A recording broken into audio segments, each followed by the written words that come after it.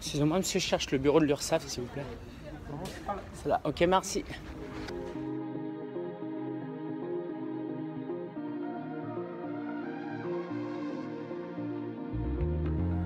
Alors, j'étais donc au bureau de l'URSSAF. Je vais vous raconter un peu mon parcours durant ces dernières années d'un point de vue administratif. Ça ne va pas forcément vous intéresser si vous n'êtes pas micro-entrepreneur ou que vous ne voulez pas être micro-entrepreneur. Il n'y a pas de problème, regardez, attendez le prochain vlog ou regardez les 43 vlogs précédents. Mais pour ceux qui s'intéressent à s'immatriculer en tant que micro-entrepreneur, je pense que c'est des informations qui peuvent être pertinentes. Je vais faire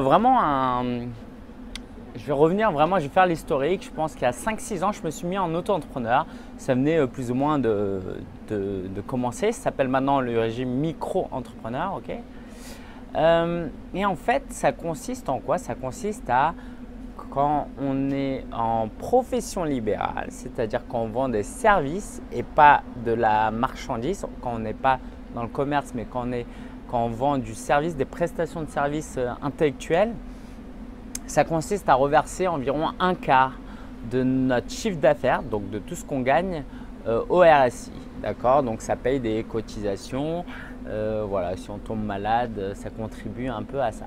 25%, c'est très faible comparé à d'autres statuts. Par contre, il y a un truc, c'est que on ne récupère pas la TVA. Ça veut dire que si vous allez à Office Dépôt, vous achetez un truc à 10 euros, à 12 euros, au lieu de payer 10 euros parce qu'il y a 2 euros de TVA, vous allez payer 12 euros. Donc ça, c'est une différence avec les autres statuts. Et la deuxième différence, c'est que vos cotisations, vous les payez sur votre chiffre d'affaires, pas sur votre bénéfice. Bénéfice, c'est chiffre d'affaires moins dépenses. Donc là, si je gagne 1000 euros et que je dépense 500 euros, je dois payer 250 euros de cotisation. Ok? Et il ne me reste plus que 250 euros parce que j'ai 500 euros de dépenses. Dans les autres statuts, si vous gagnez 1000 euros et que vous avez 500 euros de dépenses, vous payez une cotisation sur le bénéfice, sur la différence. Sur 1000 euros moins 500 euros de dépenses, il y a 500 euros et puis vous allez payer 30, 40, 50% sur ces 500 euros.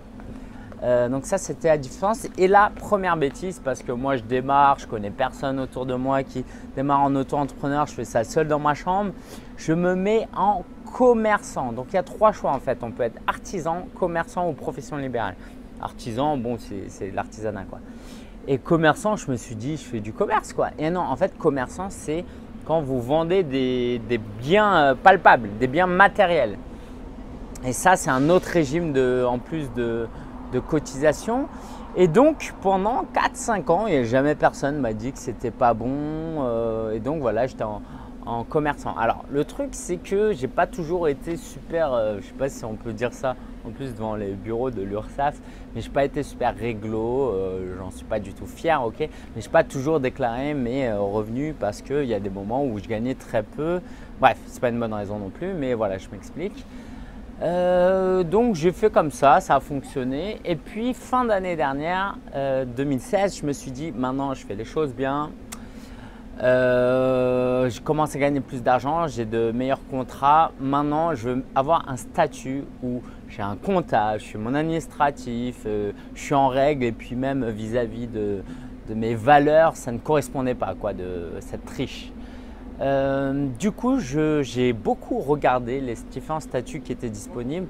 Donc, il y avait le URL, la SASU et puis il y a le IRL. Alors, le IRL ou l'EI, on va dire l'entreprise individuelle, ça existait avant l'auto-entrepreneuriat. D'accord? Donc, c'est une entreprise pour une personne. Le régime micro-entrepreneur, il a été créé à la suite pour être encore plus simple. Mais le régime d'entreprise individuelle a toujours existé. Par exemple, les médecins, les infirmiers qui sont en libéral, qui travaillent eux-mêmes, ont ce statut-là. Et ça consiste en quoi? Ça consiste à… il y a cette histoire de TVA, d'accord? Donc, on facture la TVA au client et on récupère aussi la TVA sur nos dépenses.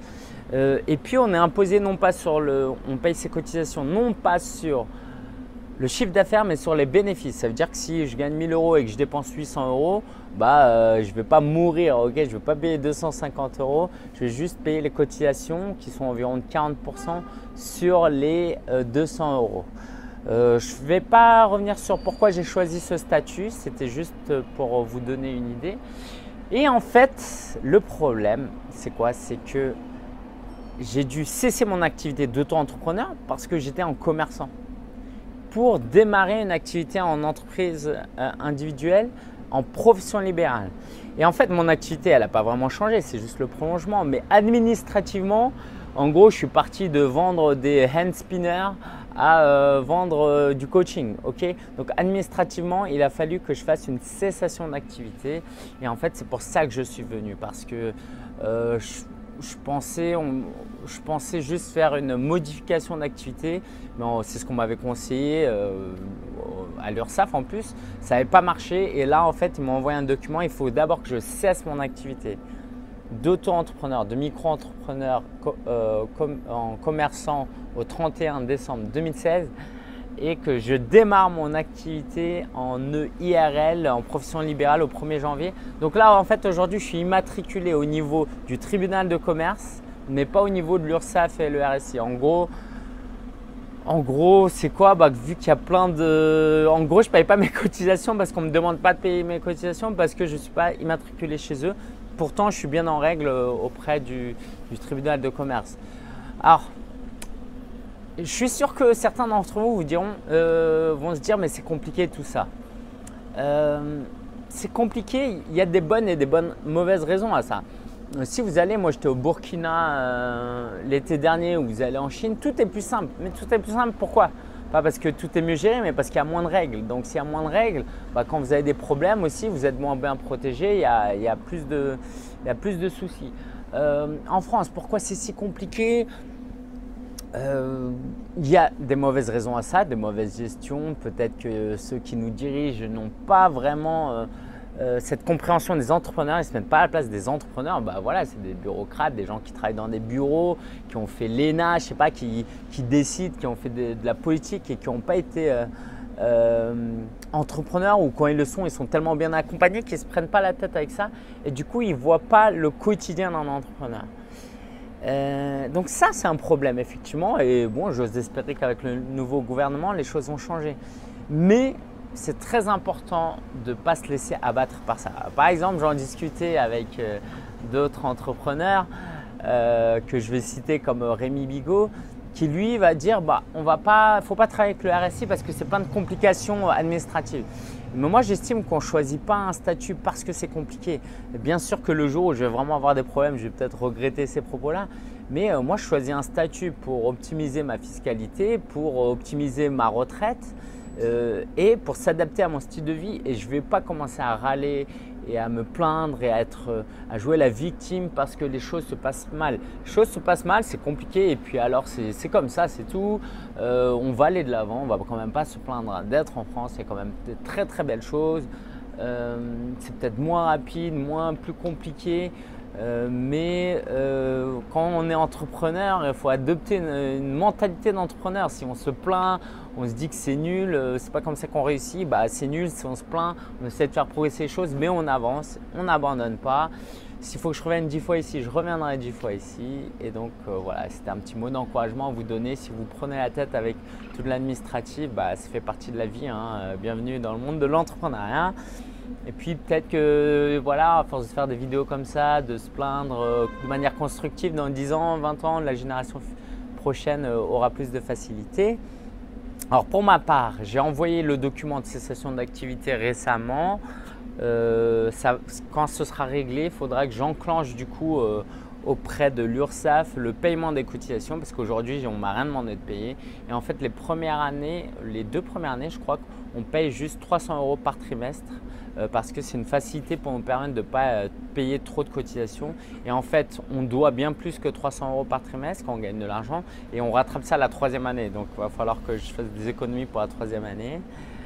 Voilà, à suivre. Vous avez des questions, n'hésitez pas. Et puis, je vous tiendrai au courant si ça vous intéresse ces points administratifs parce que je pense que ça fait quand même partie de la vie de l'entrepreneur. C'est peut-être pas aussi glamour que ça, mais c'est comme ça. Et puis, bon, Il fait beau ici, je vais aller me poser et manger. Donc c'est un très beau coin. Alors, j'ai pas mon trépied aujourd'hui, du coup j'ai pas voulu bouger. Voilà, c'est un complexe en fait, il y a plein d'entreprises, d'associations, donc je vais me poser là pour manger parce que je n'ai pas encore mangé. Et puis je vous dis à très bientôt. Peut-être une dernière chose, allez sur la page Facebook du Guide du blogueur.